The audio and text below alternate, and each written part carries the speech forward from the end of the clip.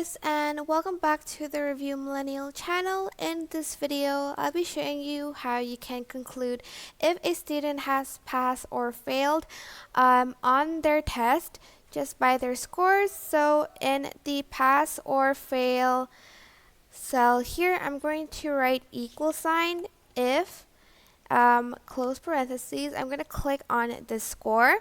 I'm going to click on this sort of arrow equals 50, so that's like the score they have to get to pass, comma, space, pass, quotation mark, comma, quotation mark, fail, close quotation mark, close parentheses, and press enter.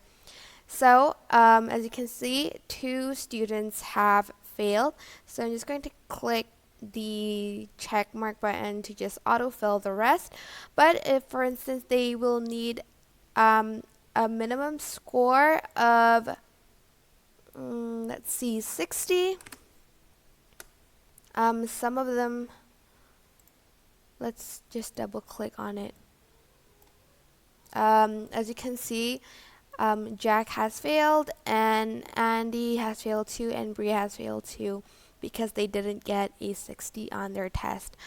But honestly, that is basically it. I hope this tutorial was helpful for you guys.